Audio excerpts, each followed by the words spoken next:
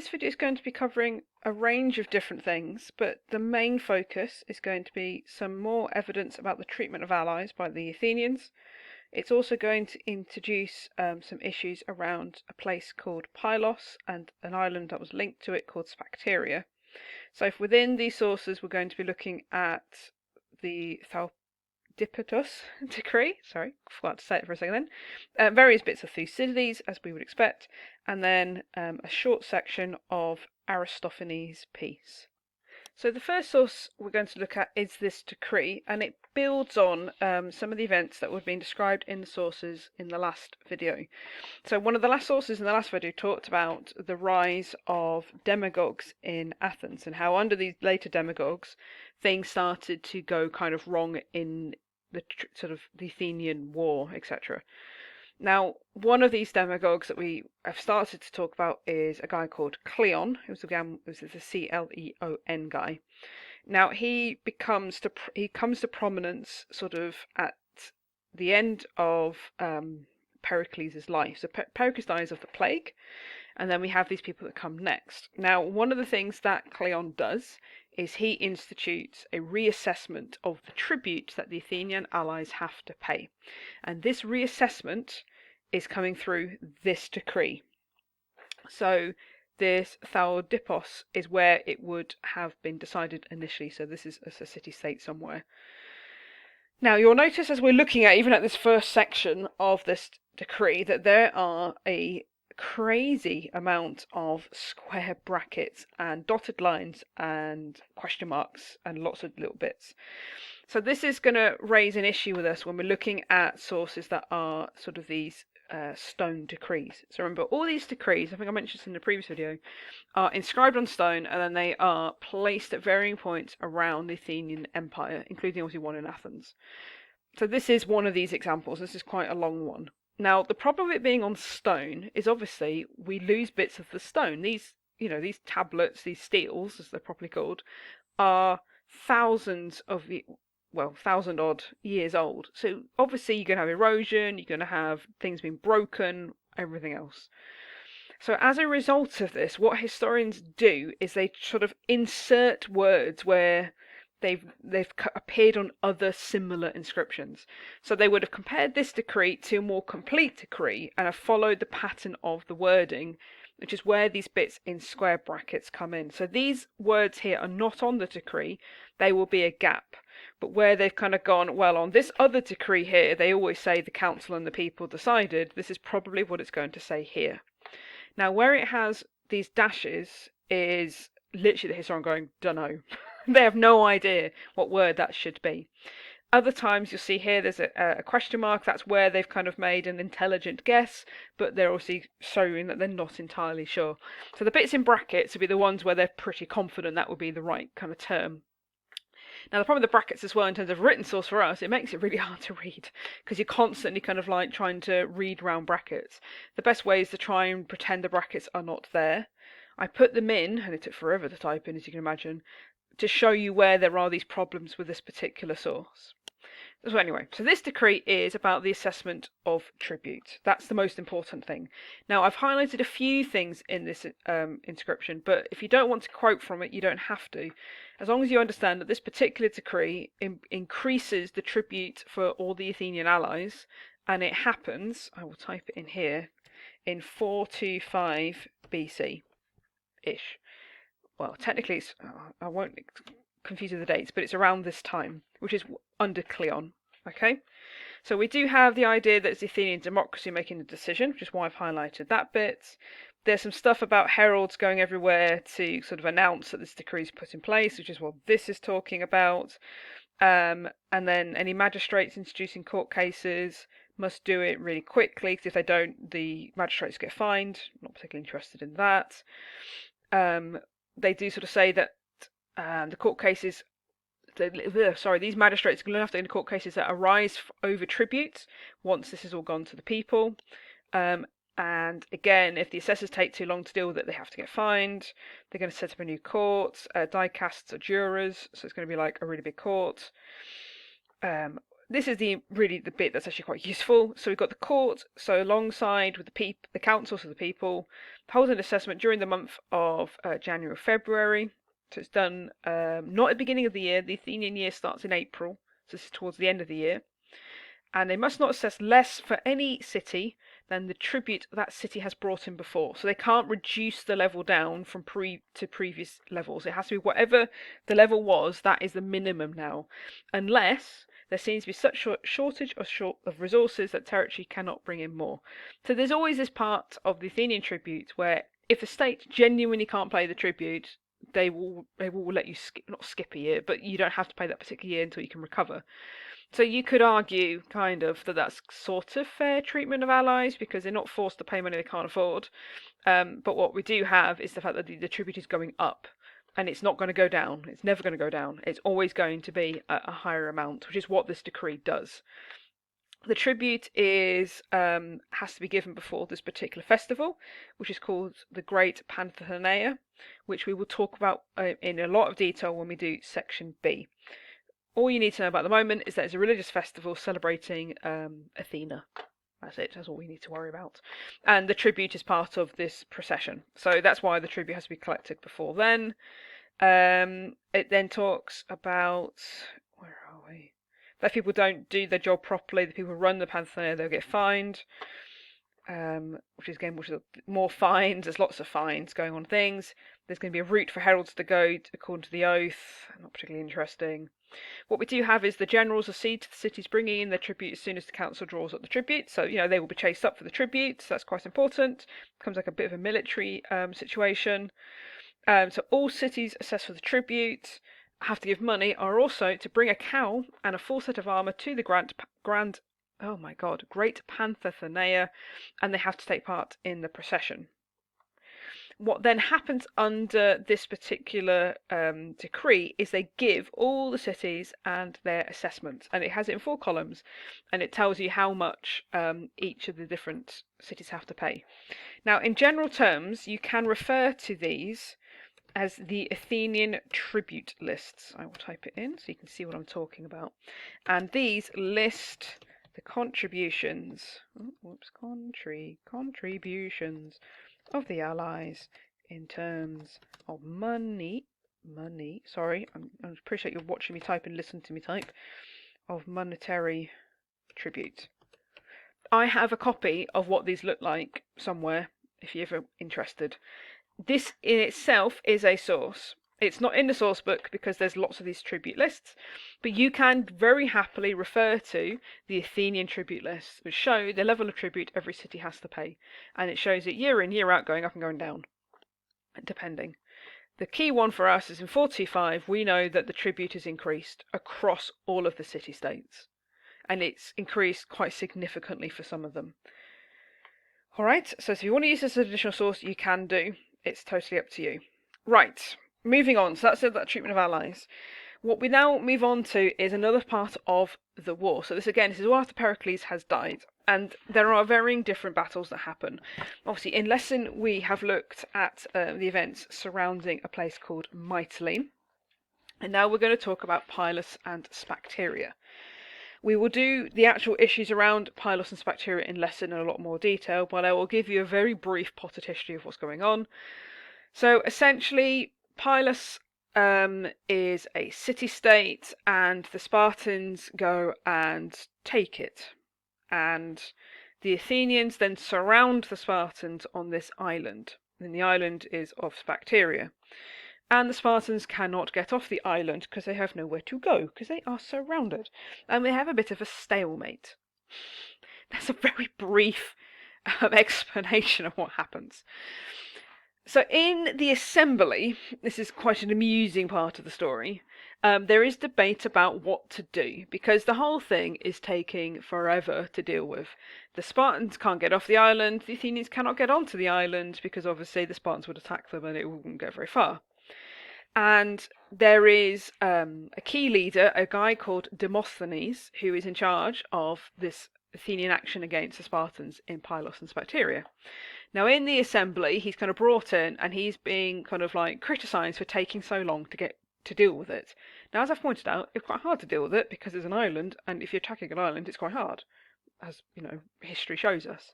So Cleon, our friend Cleon, who deals with the tribute reassessment here, stands up in the assembly and has a right rant against Demosthenes and makes this ridiculous claim. And he sort of goes, look, Demosthenes is taking too long, he's doing it deliberately.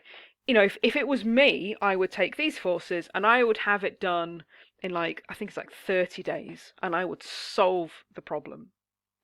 Now, the Athenians had voted for another general to go and help Demosthenes. They had voted a guy called Nicias. Like I said, we'll go into this in more detail in lesson properly. So Nicias, this general, is obviously being berated, and is quite annoyed with Cleon. He doesn't like Cleon. No one likes Cleon, to be honest. I'm sure his dad did, but no one else seems to. And Nicias, despite being elected general, kind of goes, oh, okay, you do it then. And stands down as general, to which Cleon then turns around and goes, oh, no, I don't mean to I don't want to go myself. I mean, you'll do a great job, it'll be fine. However, the Athenian people think this is hilarious, as you would, and they vote, pretty much unanimously, to allow Nicias to step down and send Cleon to Pylos and Sphacteria to deal with this particular situation. Okay. Cleon manages to do it in the time he says he's going to do it. He also kind of basically takes Demosthenes' plan and just kind of changes it slightly. But generally, Cleon is very successful in this moment. So the Athenians then take Pylos and the Spartans who were stuck on the island, which is where this source then picks up. I'm always annoyed that the source book doesn't have the bit before. One year I'll add it in because it's quite an amusing little tale. So anyway, as a result of these kind of hostages being held of the Spartans are obviously deciding we need to do something about it, because what are we going to do? So the Spartans call upon you to make a treaty and end the war. And they said, yeah, this is to Athens. We will stop fighting if you return our men on the island. Now, the really weird situation for this is it wasn't that the Spartans were necessarily beaten at Pylos. They actually gave up and they retreated, and this is when they were captured as hostages, and that we'll come back to that a little bit later. So the Spartan justification for maybe making this treaty and trying to get his men back on the island, there's no lasting settlement can be made in the spirit of revenge. When one side gets the better of things in war and forces its opponent to swear to carry out the terms of an equal treaty. So they're kind of sort of saying, if Athens takes over completely and sort of demands a treaty now, it would be really unfair because we'd also want to have revenge. What we're offering this kind of peace possibility, to sort of avoid this kind of long-term problem, which is basically what all this goes into in a little bit more detail. Now, for both, Theseus then says, for Athens and Sparta, if there had been a good time for making peace, it is now. And it's mainly because everybody's getting a bit tired, and obviously they're in a bit of a sort of a stalemate. Now it's time for us to be reconciled. We've won glory. You can have a friendship, so we can all be mates again. Let us choose for ourselves of peace instead of war, and give the rest of the Hellenes a respite from their sufferings. So if you want an effects of conflict kind of quote, the fact that the whole of Greece is suffering is a really good one to have. It can be used for economic, political, whatever. And there's also, if you accept our proposals, which is basically give us back our soldiers and we'll leave the area, you can have a firm friendship with Sparta. And he's not been extorted from us, kind of has, but we offer you freely, in which hopefully you will then be obliged to accept. Now, this whole situation, as you can probably imagine, sort of surprises the Greeks, because the Spartans would never surrender. That's what they say. No matter what would happen, they would never surrender. However, at this point, they have surrendered. They have accepted the situation and they want their prisoners back. So this whole episode around Pylos kind of does a lot of damage to the Spartan reputation in Greece. They are no longer the ultimate warriors who never give up. Remember when we did the Persian War, and we sort of watched some videos on this, where I said, a good Spartan, warrior comes back either with his shield or on his shield dead. They don't come back after surrendering. That is not what happens. So the fact that they are surrendered on Pylos and Sphacteria is a huge thing. can't really be underestimated. So we have got this kind of effect of conflict in terms of the military effect on Sparta and their loss of reputation in this particular event. So as a result of it, the prisoners are brought to Athens. The Athenians decide to keep them in prison until the settlement was arrived at, so they're going to make this agreement about getting the soldiers back. At the same time, they start to carry out raids in Laconia, so that's the land surrounding Sparta, and did a lot of damage. The Spartans don't know how to deal with this kind of warfare because they're not used to it, even though they've been doing raids themselves, but whatever. And the Helots start to desert, and they start to worry about a revolution in the country, and they're really uneasy, and they're desperately sending representatives to try and get their soldiers back. In fact, I will highlight that. Now, part of the reason why also they want to get their soldiers back, just as an aside, is they want to put them on trial because they shouldn't have surrendered. So the key generals in Sparta, when this all happens, and they do get their soldiers back eventually, they are put on trial and then they're executed. And that's the whole part of the purpose. But anyway. So Sparta is struggling. This is a really bad patch for them. They're not doing very well. They have lost at Pylos and Sphacteria. They surrendered. They kill off some of their key generals and they get the hostages back. They are humiliated. The Helots are revolting. They're worried about the area around them is going to be revolt. And it's just, it's all going wrong. It's all going very, very wrong. However, things are going to turn around, you'll be pleased to know, with this guy here called Brasidas. So Brasidas, he is a Spartan general, and he is amazing. He's just a great guy. Now, I don't mean amazing necessarily militarily, although he was. I also mean as a person. Everybody likes Brasidas. He just comes across as just a good guy. He's not a liar, he seems to tell the truth, he acts in moderation, and he's militarily very successful. So this kind of starts to turn around the Spartan situation, and it happens pretty much straight after Pylos and Sphacteria. So Thucydides points out that this time Sparta is doing badly, as I've mentioned already. The Athenians are making their attacks on the Peloponnese. They're attacking the territory of Sparta. So they sort of think, right, we need to do something. So they need the best way of diverting these attacks is basically to do the same thing to Athens. And what they're going to do is by sending an army to her allies. And they're going to basically help these allies prepare for war and help them to revolt. So they're going to stir up the Athenian allies instead, because then as the Athens are going to be fighting lots of little battles on lots of different fronts. And they sort of, as it says here, they're worried about this revolution of the Helots, and then there's this sort of slightly unpleasant story where they were so worried about the Helots that they sort of said, they give a proclamation that if they think they've done really good service to Sparta, they should come forward. And then they're taken off into the mountains and they're never seen again. So these guys are killed. I think that comes up in the video you would have watched as part of the summer bridging work stuff about Sparta. It's the same. I'm pretty certain it's the same thing. So the Spartans are glad to send out 700 hoplites to serve with Brasidas, and then he has an army made up of mercenaries from the rest of the Peloponnese. So again, we have this idea that the allies, even for the Peloponnese, for the Spartans, are seen as can be seen as a source of resources. So in this term, men to fight in the army. So Brasidas is sent out mainly because he wants to. The Chalcidians, so Chaldis, wanted him as well. So these guys want to revolt. They're an Athenian ally. We last looked at these guys with the Chalcas decree. So these guys want to revolt again. And so Brasidas himself has a great reputation for energy in every direction, and his foreign service has shown to be very valuable to his country. So one key theme we have to think about is the role of individuals in either causing conflict or ending conflict, whatever. So Brasidas is known as energetic, as a good person, and he's been really valuable. He's really important for turning around the Spartan cause at this particular point. And it's this occasion his upright and moderate conduct towards the cities which caused most of them to revolt.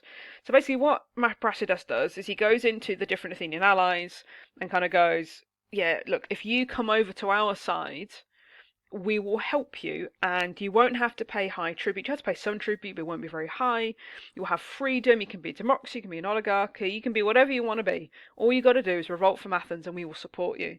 So he's incredibly moderate and really nice to the allies. And he supposedly, when he spoke, he didn't speak much like a Spartan, because I know they're quite sort of straightforward and simplistic kind of speaking style.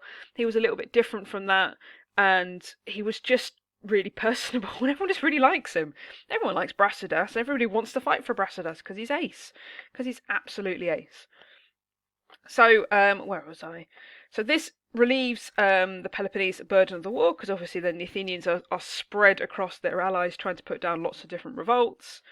And the chief factor in generating a pro-Spartan feeling among the allies of Athens was the gallantry of Brasidas, because he's just an upright, all-round good guy. And he's the first to be sent away to do this, because he's got his excellent reputation for which he won from all sides. So even the Athenians kind of begrudgingly respect him, because he's just, well, it's just Brasidas. He's just brilliant. He's just brilliant. So then we have this short section of Aristophanes. Remember, he is the satirical playwright, so he writes comedies about political situations at the time. And it's just kind of reiterating this point that the cities you ruled were against each other's throats. They plotted against you in every way because of their fear of treatment, and they used bribes to persuade the most powerful men in Sparta. That's also a bit of a dig at Sparta because he's an Athenian playwright. But we've got some evidence here about treatment of allies. So we've got fear of the tribute, the fact that the allies are revolting, that everybody's really unhappy, and it's kind of making this kind of vague suggestion about Brasidas going around doing what Brasidas does best. So what you end up with is Brasidas kind of going around the allies. So he's going around the allies, in particular area called Thrace, which is at the top end of Greece going into Turkey. Well, Turkey-ish. It's kind of like where, oh, my modern geography is terrible. It's like Eastern Europe. It's at the coast. I can see it in my head. So like, oh, I'm trying to draw a map without trying to draw a map. So Greece is down here, and it attaches, and then there's like Turkey. Following my mouse. Thrace is here. It's this bendy bit up here. So anyway, Brasidas is going around these Thracian allies, and Cleon, our old friend Cleon, is chasing after him. So he's having to then put down the revolt and then deal with Brasidas. And it all accumulates into another key event, which is called the Battle of Amphipolis. Whew, this is a complicated little section. So this doesn't talk about the Battle of Amphipolis, it talks about the events leading up to the Battle of Amphipolis. So this is Amphipolis here. So this is somewhere in Thrace. Look at your Hellenic League map, it's on there somewhere. So Brasidas captures Amphipolis. And this causes great alarm at Athens because it supplies timber for shipbuilding, so it's a source of resources, and it brings in money, so it's a source of wealth. So this is really important. Also, the position of it means that the Spartans, if they hadn't taken it, they couldn't go any further along towards another area because they didn't control a bridge. But if they have Amphipolis, they are able to get around more easily, basically. Without showing you a map, it doesn't make a lot of sense. The Athenians also fear their allies would revolt, since Brasidas was behaving in great moderation, told he's a good guy, and declaring wherever he went, this mission was the liberation of Hellas. So he is freeing Greece from Athenian domination, so that's why everybody loves him. So cities subject to Athens eagerly embrace his idea of change, make overtures to him, begging him to march into the territory, vie with each other being the first to revolt. So they want Brasidas, they literally are inviting Brasidas in, because he's just amazing. And they start to revolt. So Athens is in a really tricky situation. They're losing allies, and they've lost this place called Amphipolis for the boats, for the trees, and for the money. And the Athenians had not dared to engage with the army even when he'd been there himself, because they're concerned that obviously they're being quite weakened, because the allies are all kind of like seeming to be changing. Not all of them, but a lot of them are changing sides. Brasidas, and Brasidas is a very good fighter. And they are concerned.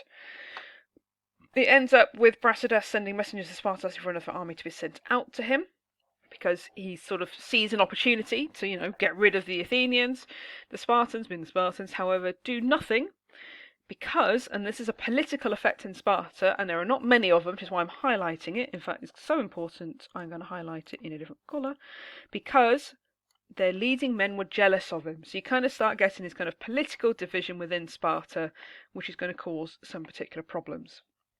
So that was like a whistle-stop tour of some key events between post-plague and what's going to become known as the Peace of Nikias, which is the next video. So if we just reiterate where we were up to, so we have the plague comes in, kills Pericles. We then have in 425, so there's the Mytilene revolt in the middle here, which isn't in the source book. It is, sorry, that's not true. It is in the source book, but it's in section B. So we won't read the sources on it until next year. Although, if you're watching this in future dates and I've changed the order around, don't worry about what I just said. But it's in section B, the sources that talk about it, but you won't read it in this section. So we have the revolt of Mytilene and how it's dealt with. We then have Cleon rising to power and the reassessment of the tribute increasing in 425, which is all of that, blah, blah, blah, blah, blah. The Athenian tribute leaders I've already talked about. We then have Pylos, where Sparta goes really wrong for them in the war. They lose some soldiers, they have hostages, blah, blah, blah, blah, blah. They surrender, military weakness. The Helots start to revolt. Everything's looking really, really bad. And Athens is starting to attack the lands around Sparta. As a result of that, they then send out Brasidas to basically stir up issues in Thrace. Cleon has to go around chasing him, trying to put down the different revolts that Brasidas puts forward, because Brasidas is amazing. Culminates in the capture of Amphipolis, and then which they worried about because of the trees and stuff.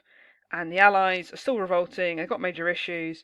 Brasidas wants an army. Spartans don't like Brasidas because he's becoming too powerful. And then we're going to have a battle. So like I said, bit of a whistle-stop tour. This all happens in like 2 years. Not 2 years. So Mytilene's in 427. Battle of Amphipolis is in 422. So we're talking like the space of like 5 years. Complicated a little bit, 5 years. But hopefully that whistle-stop tour that I just explained makes it a little bit clearer. As I said, we'll do these different events in more detail in lesson